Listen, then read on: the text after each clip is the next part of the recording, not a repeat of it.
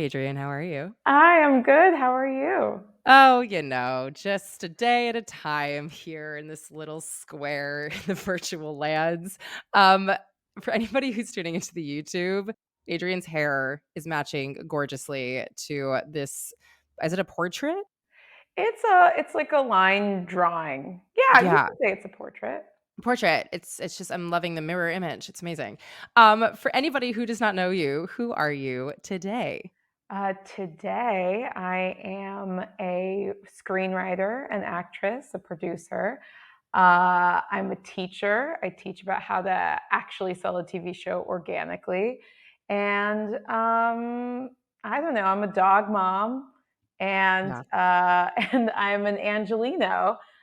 Just gotten back to the West Coast after 2 weeks on the East Coast. So it's good to put my roots back down after a wonderful trip.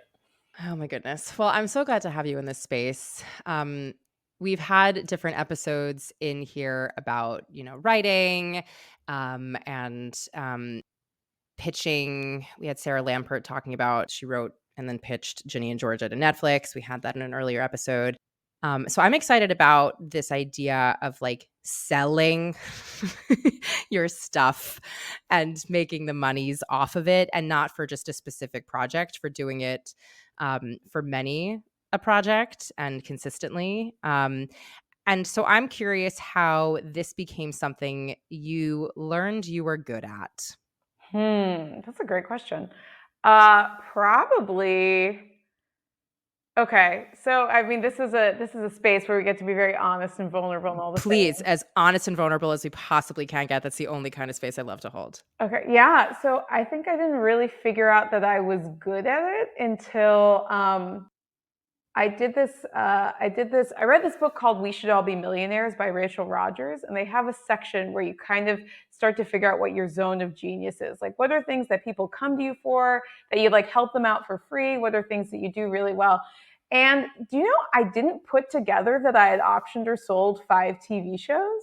Like I had done them each individually, but I didn't really sit down and say, Yeah. "Oh, I've done this 5 times. I'm actually very good at this." Yeah. I think especially because I look pretty young and I have a youthful energy. So I think the energy I put out a lot is I'm new, I'm just learning. And I do think this life is a life where we are always just learning. Like everything is a chance For to sure. deepen and understand more. But I really had to take a step back. Like after I counted and realized how many times, I told my friends, none of them had realized either because I wasn't really talking about my wins along Mm, the way. So I would say it was really having that moment of having to take a step back and look at what I'd been doing and what I'd accomplished. And while I was in it, I kind of didn't recognize it as much. okay. Yeah. So then let's double it back to how you had 5 different projects to sell, and then they happened. Sure, sure. Okay, so let's travel back in time. Yeah. Um, so right after college, I wasn't ready to commit to acting. I had sort of taken a very intellectual path, very academic, and so I didn't know what to do. So I went to Korea and I taught AP US history, which I was in no way qualified to teach. This is Wow, okay, relevant. what a choice. Yeah. Yeah, I mean, choice is strong. The choice was Korea. Once I got there, they were like, "You're teaching AP US history because you've taken the class before," and I was the only one there who had ever taken that class.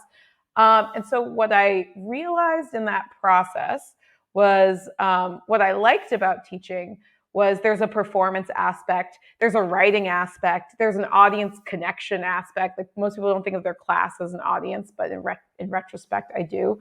Mhm. And so I sort of figured out how to make the material fun. It was like, for me, it was like doing a comedic monologue every day. And just the material was, I don't know, Lincoln.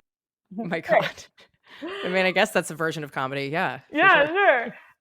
Or just trying to figure out how to make it fun. And after that, I eventually quit that job because I realized as much as I liked the students, I didn't really like the atmosphere. It was very like, I don't know. There was just more yelling than I thought was totally necessary. So I I quit that job. I went to India where I studied yoga on an ashram, and they had a talent show. So at this talent show, they asked if anyone would volunteer to host, and no one did. And I, being the type A joiner, was like, me, I will host it. And no one volunteered to perform. So the week leading up to it, everyone else is like chanting and meditating and reading the Bhagavad Gita. And I was like, what are we going to do about this talent show? It's going to be the worst talent show the ashram has ever seen. So I wrote a monologue called Let Your Hair Down.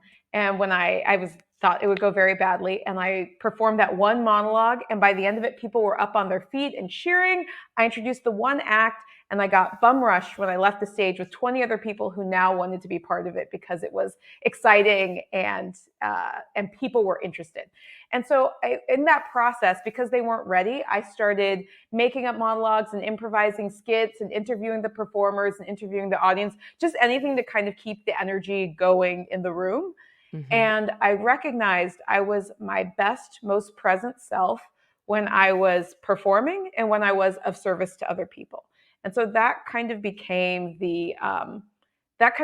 one of the touch points I had for coming back to work is, does this involve performing and does this involve being of service to other people?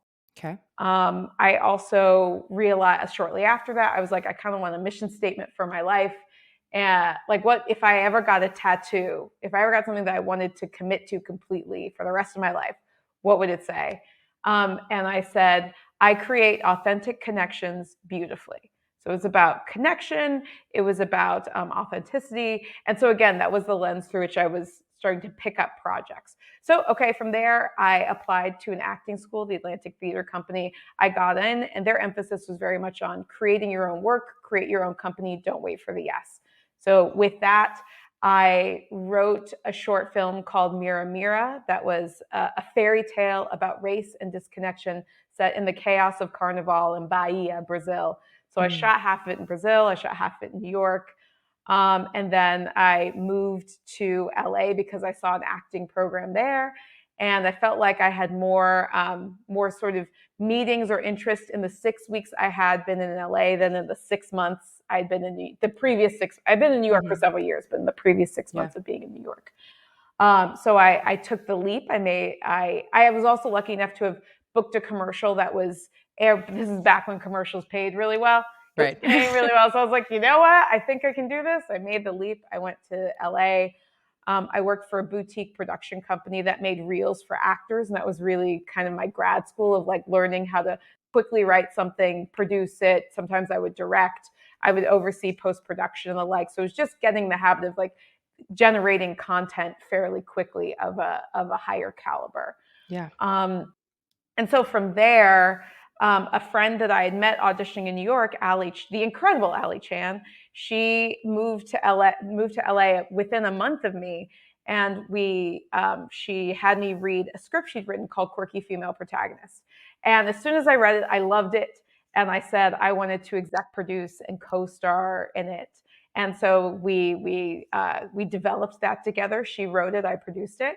And it went viral. So that was kind of the big. Was it a web series? It was a web series. It was a digital web series. We had our first pitch meeting for that because that was back when Fox and everyone was interested in digital series and how to break into that space. So we pitched it to Fox, and that was sort of like, oh, baby's first pitch meeting. They did not buy it. So that was hard to be rejected, but I think was also a very important part of the process and learning kind of what it's like to get you to executives. And from there, we did get into the LA Film Festival. And that led to, as we went to those events, we met other production companies. We had a general meeting with Lakeshore, and that led to eventually optioning our first project with Lakeshore. So that was the first time we were actually getting paid to write. And that really became a launching pad for us because once we sort of understood what a pitch was like, what production companies were looking for, how to approach it, we were able to use that information to create more pitches. Then we sold to CBS. We sold a project called How to Be a White Guy, which got write-ups in Deadline and Variety and all the things. And then once you sell one thing, and we went through the network development process there, that really made it much easier to even get the pitch meetings and to sell in the future because it's sort of like, oh, you're a proven entity now. So people take the meetings. So yeah, that's spitball from there. Eventually, Allie and I parted ways, very lovingly. She's incredible. We just realized the Venn diagram of what interested us had been moving apart for a while. And so we wanted to explore our own avenues. I sold another show with different partners to CBS, and yeah, that's been the thing, is sort of once realizing what works or what about my approach works, and then starting to replicate it more and more. Yeah. Thank you for giving that background. I always find it very, very helpful to give context before I go in and ask a gazillion questions. So let's dial back to this. And obviously, like, the times have changed, and the ways in which, meetings work and pitching works and all of that has shifted. And I imagine will continue to shift with time, and certainly post strikes and all of this. But when you first had your initial meeting, was it with Fox? Is that who it was? Yeah, very, very, I mean, Yeah. didn't know what we were doing at all. Correct, Great, yeah. correct. How did you initially go about getting said meeting, and what did you come in with as preparation? Obviously, that one didn't go the way you wanted to, but, like, I wanna take that as the touchstone so that to learn then from what you did to now what you do. Sure, sure. And I'll talk about that one and the Lakeshore one, because we also didn't know what Great, we were doing then. I think they'll both be helpful great. for sort of seeing that. So with that first pitch meeting at Fox, if I recall correctly, it was through a friend of Allie's. So Allie and I obviously lived in LA, and she had someone who knew that Fox was looking for more digital series, that they had just opened this sort of like digital series wing of Fox, Yep. and that they were looking for content. So she talked to that friend who talked to the person at Fox. And the person, I was like, oh, yeah. So I think we sent maybe like a couple of the scripts we had written. And these were like 2-page scripts, because they were, again, digital series. They were Right. very short episodes. So if I recall correctly, we'd sent like a script, and they were like, took the meeting, and then we sent a bunch more scripts in preparation for the meeting, or something like that. And these were all, it was probably maybe like 16 pages altogether, Okay. maybe 6 or 8 2-page scripts, Yeah. something like that. And did they tell you to prep a certain thing for your pitch meeting, or you were like, "Cool, I'm gonna need to make, like, a pitch deck and live my life"? And I'll be honest, this was a lot that since it was for a digital series, not for a TV show, I haven't thought It's about different. this one as much. Yeah. I'm pretty sure we came in really just with those scripts and some sort of bullet points about what the show was, and Yeah. ready to talk about it. Got it. Yeah, I think, Okay. and maybe I think we probably had a budget of what we thought the show would be, which I don't recommend walking in with, but I think we did that. Why Um, not for you, from your experience? because I think that's their job. Right. And this is where I think the Lakeshore example is even more relevant. Well, go there. Because, okay, so we had a general meeting with Lakeshore. I think we walked in with 2 other web series that we were pitching, and like a loose idea for a television show. And, it was a fun general. They kind of just got a sense of our voices. And then a month later, they said, hey, we're actually looking for TV content. Do you have anything? Do you want to meet next week? And we're like, sure, we want to meet next week. And we're like, we better develop this idea in a week. Did you get this particular meeting again from, like, another personal connection? So yes. So when we screened Quirky Female Protagonist at the LA Film Festival, RIP LA Film Festival. This is why I think good film festivals are a great place to connect with production companies and to do it organically. Because on the opening night, we went to the major screening, we bumped into someone at the party, we started talking, we talked about what our project was. They're like, oh, we'd love to see it. Oh, we think our bosses would be really into it. Here, let me set up a general with our bosses. Because people are there to find the next Correct. talent. And so if you can show up in those spaces with something, it's just really organic and great. And especially because after we got into the LA Film Festival, we hired a baby PR person, like someone who was just breaking into PR and wanted to make a name for herself. So it was, I'm sure she's extreme, and she should be getting paid big bucks. She's very good at her job. Yeah. But so we've met her when she was early in her career and looking to make a name. So we were paying her, and she helped us get into all these press places because there was something to talk about, because we Right. were in the film festival. So it was sort of a momentum thing. And then when we meet someone at the film festival, it's like, hey, look at all this press coverage we've been getting. It just sort of all feeds it. I think for some people it just happens. I know I like to show up in a way that fosters the outcomes that I want to see. So it was very Correct. deliberate getting a PR person and sort of building these things so that there was momentum when we met And with how did you people. know that that was something that you were gonna need or that would be helpful? I don't know. You're I just just like, "I felt just know it. that the buzz needs to happen." I think, Yeah, you're like, "I have great again, this is intuition, a clearly. Own it." this is a space where we can be vulnerable. Yeah, I really value being seen. That's very important to me. yeah, And I think for a lot of reasons, uh, I think especially as a woman of color and the ways in which we are not always seen, I think it's always been very important to me to be seen. I've always liked taking center stage. And I like giving center stage too. It's not that I always need to be the focus of yeah. attention, but I, yeah, I'm stepping into owning that it is important to me to be seen. And I think on some intuitive level, I thought this is a moment in which it makes sense. We're making something that I think will connect with a lot of people, that sort of shows something that hasn't really been seen before or touched before. Yeah. And I want it to be seen. I love that. Yeah, own it. You should own it. I mean, there's no shoulds or shouldn'ts. I guess I should rewind that. We are taught to stay small. And so taking up space and owning that, in my mind, has nothing to do with ego. It has to do with like owning your worth, which we all have inherently by being people on this planet. But we've been taught to stay small and keep it to ourselves. And it's like, if you have something to share and you have something that will arguably make the world a better place, then please share it and take up the space, is at least where I come from with it. So great. I love that you had that intuition and I love that you're owning it. So you took this meeting with them, which was a different situation than initially with Fox.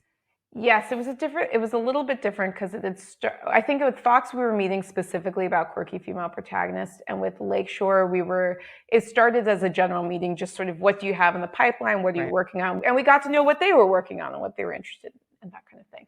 And then when they called us back up, because they knew what we were about and they had an initiative within the company to start doing more television, they said, hey, do you have any TV ideas? We're like, yes, Mm-hmm. we sure do. By the time this meeting is set, we will.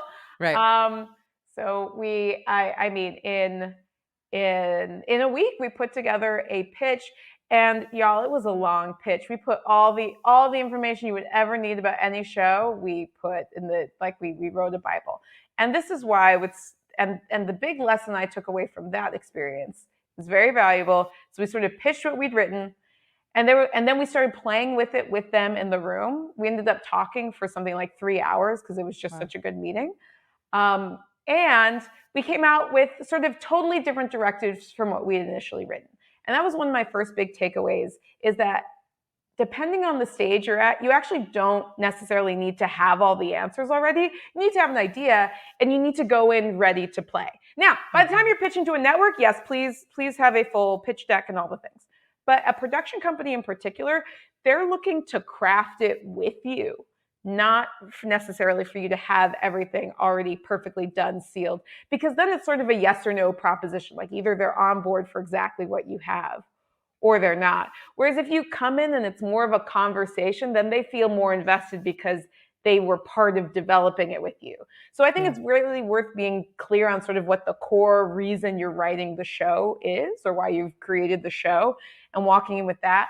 But I now no longer walk into production companies with, a Bible necessarily, because Interesting. So you're saying that with production companies versus networks, these are totally different kinds of pitches, is what we're yeah, getting because at. you generally, so I group it like this: production companies, studios, and networks. And it's sort of, the goal is to get to the network because the network is the one who pays you. So Correct. all of these other parts are things that are, because of their relationships, they can help you get to the network place. So, but the thing is, they want to be, if they're getting involved, they want to have their fingerprints on it, right? Like they For want sure. it to be a Lakeshore production. They want it to be a Lionsgate production. And so if you're pitching it as an already completed, this is done, this is what it is, then there's not really room for collaboration. And I'm not, never say never in Hollywood. Like all kinds of crazy stuff happens. But I Yeah. have found for my part that actually when I go in with some space it's the difference between like throwing things at a person versus inviting someone in and doing For something sure. together. For So sure. I definitely let that inform. And frankly, I think I came, like I said, from a very academic background. So I was like, let me show that I've dotted all my I's and crossed all my T's and show up perfectly. And actually, Allie was, I think, such a powerful partner for me for so long because she really showed up much more vulnerably and saying exactly where she was at the moment. And that really, the number of times I saw that connect with the executives more deeply and that be the reason something moved forward, it made me realize just how much as a medium, I mean, a lot of television, it's about story and about emotion. And so Correct. if you're bringing only story, there's like a limit to how much connection there can be. And when you bring that vulnerable emotional side, that's when you really get like all the cylinders turning. I don't Yeah. mechanics, amazing. When you say that you brought in a Bible, what was in your Bible? I guess why I ask is because this idea of like a pitch deck, and arguably we can talk about this differently when we talk about your pitch for networks versus like a production company. But like the idea of creating a pitch deck feels very nebulous. And also, depending on who you ask, they all have different things to say. So, from your experience, what was in this Bible? But arguably, also more importantly, like what do you think is a helpful pitch deck or the basics in a pitch deck? Okay. So, what was in the Bible? I'm going to take it piece by piece. So, what Right. was in the Bible that we did? It was a show called Safe Space that was about basically brown teachers in Trump America creating a safe space for liberals and weirdos, starting with our high school students. So. We made it like it was a welcome back to school letter. We Okay. let the project inform what the Bible looked like. And we covered a lot. We got into sort of the basics of the show. We got into who the characters were. We got into the setting. We got into the reasons why we were telling why we were the reasons in the world where we felt like the show would find an audience. We got into what episodes would look like, what the characters would deal with, what the season arcs would be, what the series arcs would be. I think we got all the way into like what each season would be about, more or less. Wow. I'm trying to remember. I had some sort of deep internal, it was like relevant to some sort of historical phenomenon because I taught AP US history and I was Yeah. into You're it as a like, whole thing. Korea has to matter here somehow. It was like a lot. There's a lot of information. Yeah. Um, and in terms of what's effective, I think the reason there are so many different answers is because there are a million different ways to pitch. And so there are some core things that it's good to consistently have. But I actually don't think pitching works super well as a template. Like a template is a great jumping off point to know what core things to hit.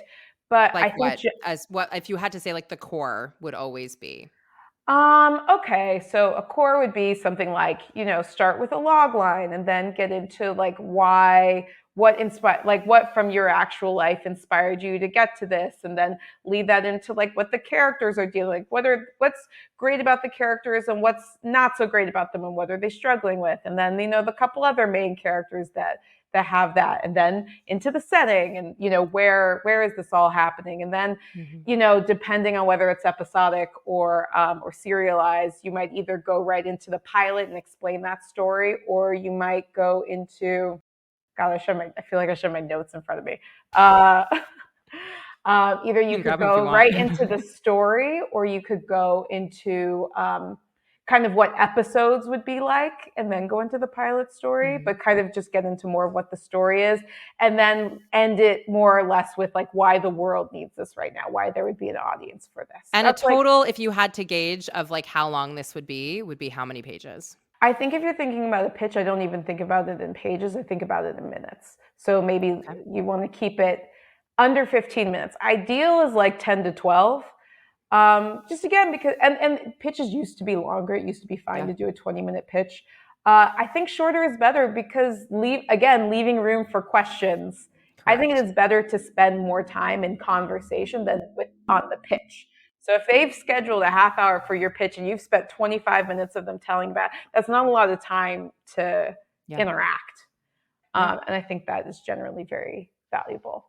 Okay, so if Um, we're dealing with the core stuff that at some point in some capacity you'll want to include in your voice in the way in which it's structured within your, project, besides all of that, what do you actually think is helpful for a pitch?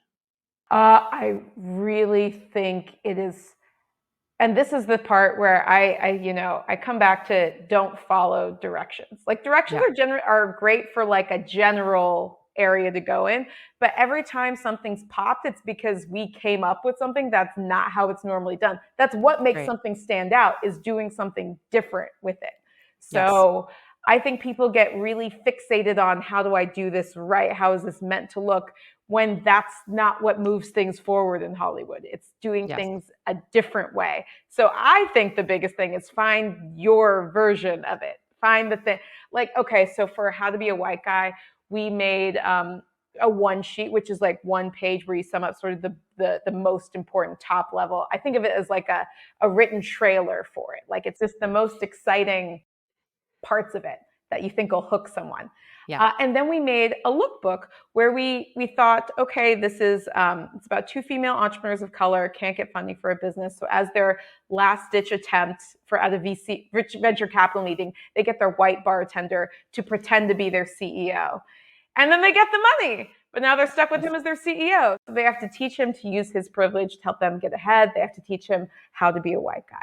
So we thought, okay, what are the visuals that could go with that? We're like, well, we're in corporate. Let's make a flow chart. So we Oh my made God. this comedic flow chart, and we kept having it where we'd ask a question, be like, one would be the plot, and the other would be like another answer, and then that would lead to cool, that's not a show. So anytime you chose not the correct answer, it Yeah. would take you on this other path that would take you back to cool, that's not a show.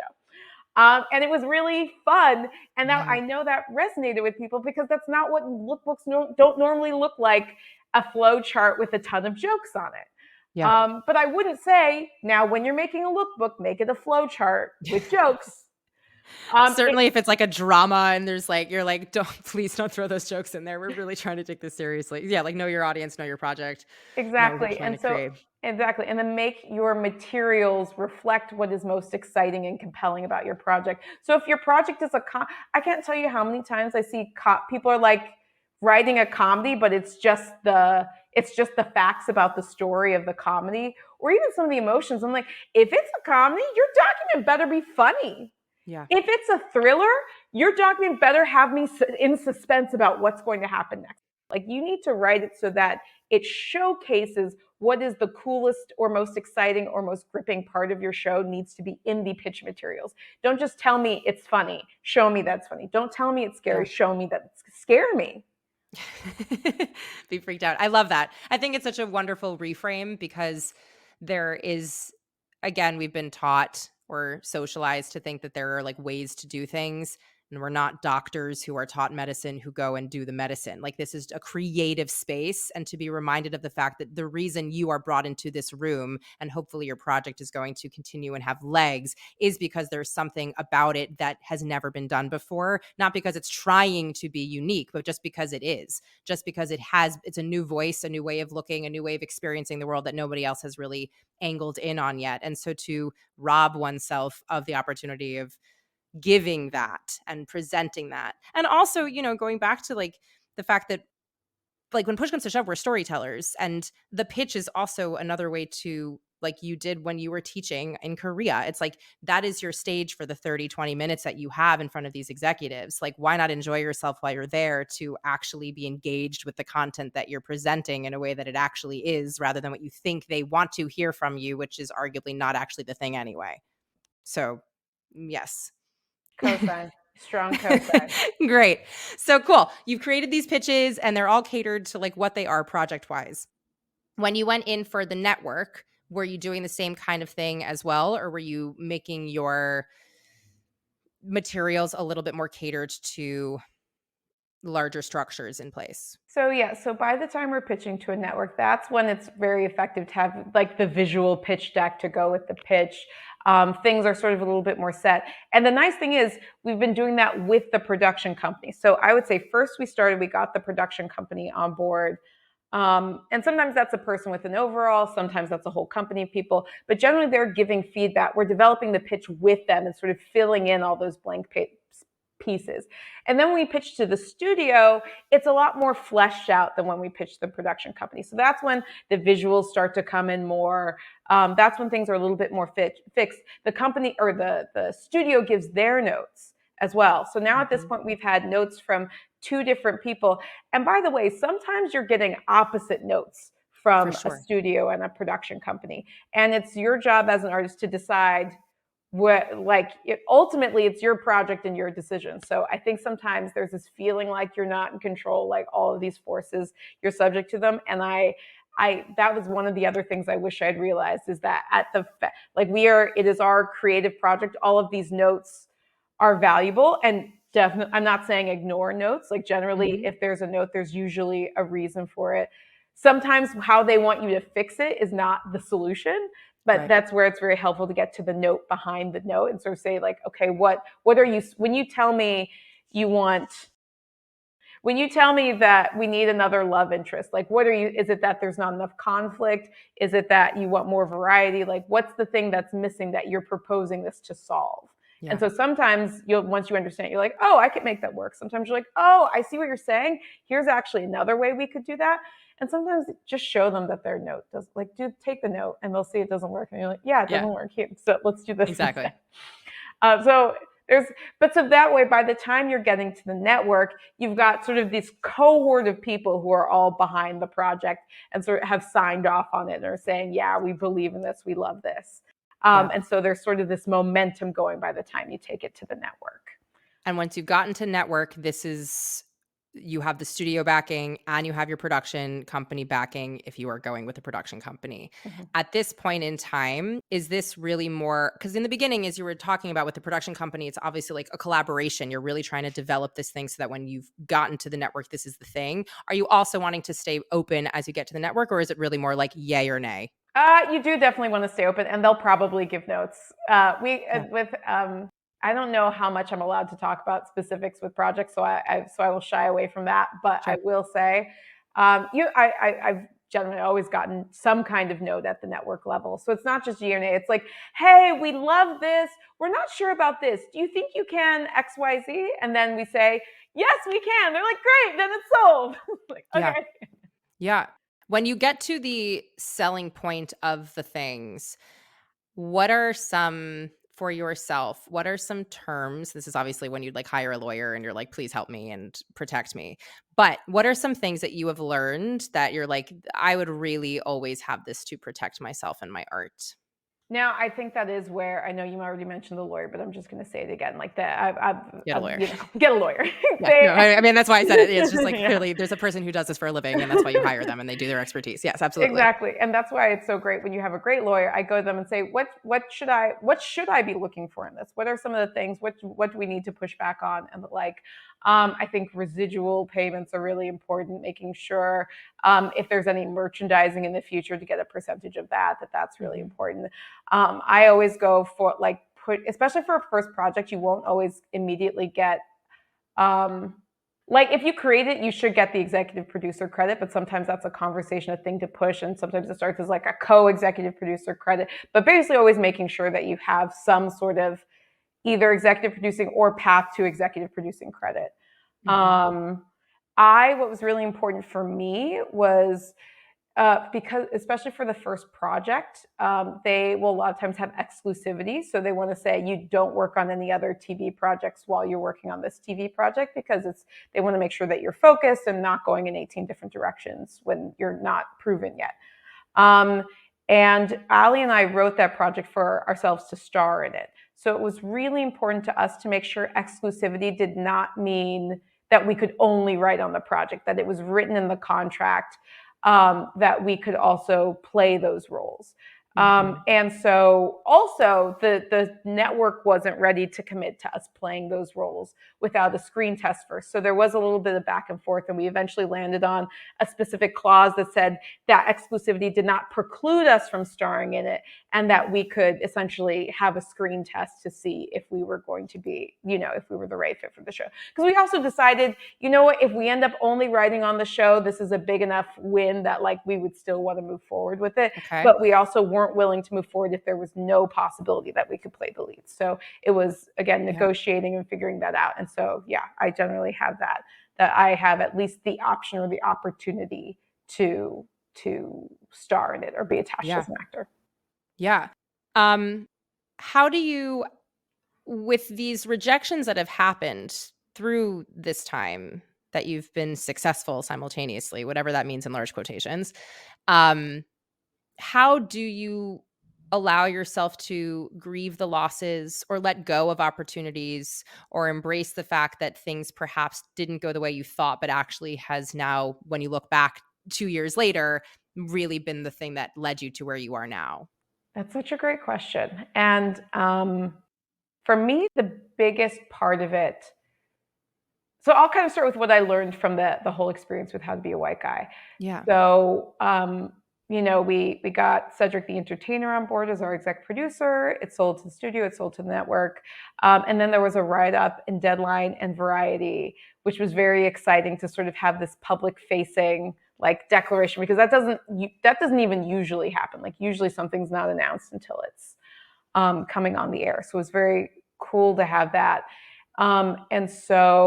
But I didn't want to really celebrate until it was actually on the air. So I was like, anything. I'd had experiences with quirky female protagonists. Even it was about to be on God, I can't remember the name of the website now, but it's a very cool website at the time. They were like, we're going to show you how to fund other projects. We're going to pay you for this project, like all this stuff. And the day after we had that call, they got bought by Time Warner or something and had a freeze on everything. So I had this experience of the big win and then it just meaning absolutely nothing. So I was like, not going to celebrate, not going to be happy until it's on the air. And I think that was really a mistake. Not a mistake, but a learning, because I think if we only wait until the destination to celebrate when the journey is so much of what brings the joy. So my experience of it now is to celebrate every step along the way and love it and hold it lightly, because then if it doesn't end up happening, it's like, well, I enjoyed every part of that and I'm so grateful for it and I'm ready for the next thing. I think embracing every part of it, including like feeling the sadness and feeling the happiness and not trying to not feel that, and also feeling the sadness. And they say an emotion really only lasts however many seconds. And it's generally the trying not to feel it that like extends things and like it gets kind of stuck. So now I'm really in a place of like, I notice when I try not to feel things and I really say, okay, this is what's going on right now. Let's feel it 100%. And that has made it much easier to sort of navigate the ups and downs of the entertainment industry and make it feel more like the ride that it is. Yeah, I think that's such a beautiful way. First of all, thank you for being so vulnerable about it. And also, I think it's such a beautiful way to, obviously it's not easy. We're not saying that this is like an easy thing to do when you're in it and it's like awful and it's hard and you're like really upset, and also when it's really great and the high is really high and the next day it's really low. Like, I'm not saying any of this is easy to do, but I think it is a really helpful reminder to remember that we have, arguably many of us have, an idea of what this like end destination is supposed to be. That like you've created the thing and it's supposed to be picked up and it's supposed to be running for 7 seasons. And we envisioned it running for 7 seasons. It's like, okay, well, can we just get to like the first episode first and the pilot gets picked up? Like, we're not even, what about season 1? Like, we have to dial this back so many steps, and we're so quick to jump to the finish line before recognizing that we've created these arbitrary like stakes of what actually matters rather than you've created, period. Like, you've made something that never existed beforehand. You've shared that with other people. You've presented this as a collaboration to bring on more artists to create also. I create, just like period, And so that reminder to oneself of being gentle with yourself and the volatility of an industry that you have no control over. And what do you have control over is the way that you perceive and experience and ride out the things that you're doing and the process and the journey. I know it's something for myself that I constantly have to remind myself of like, you wrote a page. The page didn't exist before. That's okay. Yeah, you don't have the 10 pages you sat down to write, but you did write the one. And like, you can also celebrate and you can also be disappointed and you can feel both those things simultaneously. And then, you can get up and walk your dog and feel better overall, so like, I don't mean it as like lowering our standards, like have those dreams, have those goals, have those things that you're striving for, but also remembering that like those are all, it's not arbitrary, but it is. It's like these ideas of the things that we have, and it's like there's so many steps before you even get to that point. I think if for me, it follows also the getting directions, right? Like the directions are helpful. They will put you in the general direction of where you are trying to go. And so these Yeah. arbitrary things, like having them as guideposts is helpful because it's like, oh, I see it. Let me like move towards that. And Correct. then also holding that lightly, like saying, oh, okay, I'm here. And actually, this isn't where I want to be. Or, I started walking here, but actually, I think that over Yeah. there is more the thing. And then like, oh, actually, I thought I want to be there, but like right here is pretty great too. And I'm going to fully like it's Yeah. one more piece of information. So making it not the be all end all, but just one piece of the puzzle and like Yeah. appropriately weighting it. Yeah. Yeah. How do you stay creatively, I guess, energized is the word I want to say, to be in the weeds with many projects simultaneously, right? You're currently developing a lot of projects. Are you currently I mean, not at the moment because Not everything's pitching. shut down, but like eventually is the goal to pitch many projects simultaneously. How do you navigate the balance of the many projects for yourself? I think that's a great question and something I've really struggled with in the past. I think it was really hard to have so many wheels turning and not really able to fully focus on Yeah. any one thing. At the same time, it's great to have many things kind of going because when I took general meetings, if they, I could talk about a few different things and see what resonated and then put more energy in that direction. So I'll answer this question in two ways. So one way in terms of like what keeps the fire going on so many things, for me, creativity keeps coming back to community. I find that when I am, that was another reason that I think my partnership with Ali worked for so long is because we kind of held each other accountable to move Yeah. forward. And so now I have this community called In the Flow where we have a set weekly time that we always sit down and work on whatever we want to work on, but like there's a set time to do it. And having to show up for a community, that really helps. That keeps me accountable and consistent in a way that I find I can go in 18 different directions if there isn't sort of like a touchstone. And also Yeah. making that touchstone fun. Because when it feels like an obligation, then it tends to get, I don't know, like it Yeah, it sucks if becomes you're another thing of work. It's if like it's another thing on your to-do list. It's like, it's "Oh, I have to show up to this meeting." It's like, "Well, no, you've opted in." Yeah, Like, exactly. And so I think community helps me find the fun and the play and talking with people. I usually try and have games in the community thing or like a little round of two truths and a lie or mhm. just something to be fun. Yeah. So that for me is a big part of what keeps the fire going. And then in terms of structure, this summer is going to be my summer of systems because I sort of recognize that in order to have more impact, I really need to have the structures and systems in place that allow for flow and allow me to keep checking in on projects and moving them forward and not, feeling scattered all of the time. So I think that's an ongoing question, but at least for me, it comes to like having pockets of time where I really get to focus on one thing and being very intentional about those pockets so I don't have to be focusing on everything all everywhere all at once. Yes. And we are not trademarking that name. Now it is taken and it was well taken. They did It a was really good job with what so that beautiful. already is. When you talk about these generals going forward, obviously we talked about like the industry continues to shift and taking meetings back then are different than taking meetings now and going forward certainly in the future. How are you continuously meeting people? How are you continuously getting in these rooms? How are you continuously opening up these rooms? Is it asking of your friends for help? Is it having your community connect you to people that you might not be connected to? Is it cold emailing of people that you have had on your radar that you know are doing of the thing?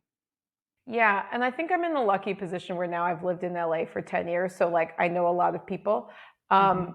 I think the biggest thing right now, going to the picket line, Yeah. honestly. Like it's a Yeah. great way to meet people, aligned people who feel similarly about, I always say that in those chaotic times, like you find friends in foxholes. Like when you realize you are united on a particular thing, that's when you can really, lay the groundwork to work together authentically.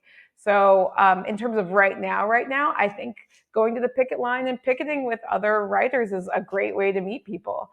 Yeah. I think, yeah, I have also found that the more I share about what I'm working on, the more I attract people who are aligned. And by that, that doesn't necessarily mean sending out your script right away or anything like that. But even kind of talking in log line sense with people of saying what I'm working on, like, oh, I know someone who'd be really into that. Like Yeah. it just makes this kind of organic way to go in. And then I also find, especially in LA, I think a lot of powerful people in LA are at least somewhat civically minded or have some sort of nonprofit arm or something where they have influence and they want to wield it well.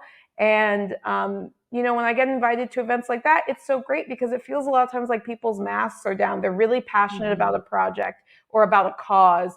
And if I'm passionate about that cause also, it's just easy to connect about something that's meaningful to both of us and go from Yeah. there. So I generally find that finding a cause that's important to me and seeing who else is excited about it is a great way to authentically connect and make real connections that don't feel as like networky or like what can you do for Yeah. me kind of thing. Well, because you're a human being and you're Yeah. bonding value, like it, when push, at least like in a cause situation, or also when you're on like a picket line, you're like both there because your values are in alignment where you want fair wages and you want to be paid better and you want your art to be held with, the honor and whatever it deserves. Like all of it, I think you're getting at a point which is like really seeing the humanity in the person and connecting with them from that particular place so that it doesn't become a vapid transactional experience.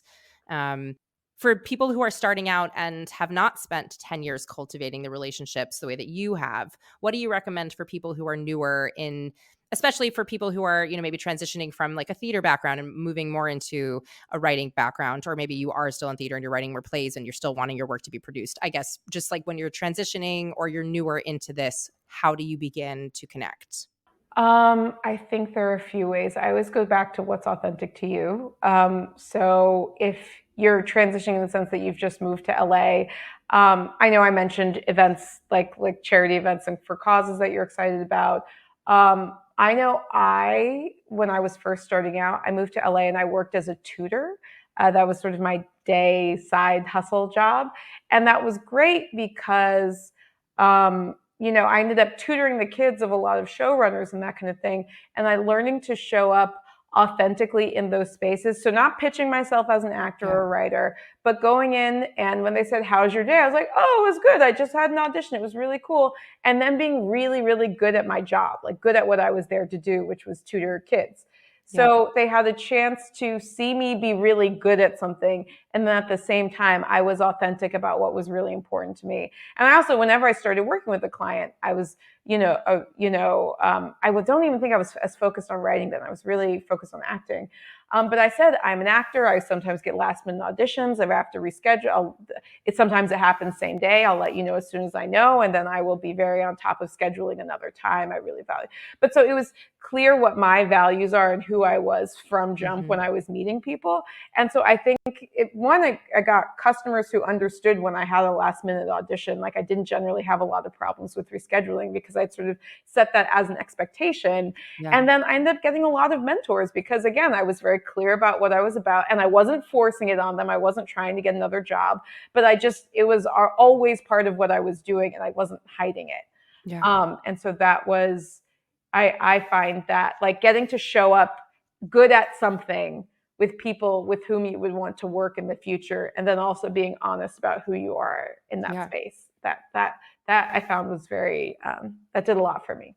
that said, I've done cold out. Like there's a way you can write cold emails, and I talk about that in my course about how to position yourself in a cold email to reach out. You usually start with like what you really like about their work, and you get into what's really special about your work and what you've done in the past and who's already interested and why you think they'd be a great fit, and ask if they want to see something. Like that's the sort of Mhm. quick short answer for how to write a cold email that is gripping Yeah. and it could get someone's interest. So I've done that before, and in a pinch, if the other organic stuff isn't working, I'll do that, or if there's some kind of time crunch. But I do tend to favor the organic because it just, I don't know, Yeah. it like invites flow in a way that I And really. you're also kind of by association, you are getting your like-minded people in your sphere. You're Mhm. like it's magnetic in that way, like-minded people start to find like-minded people, and then you start working with each other.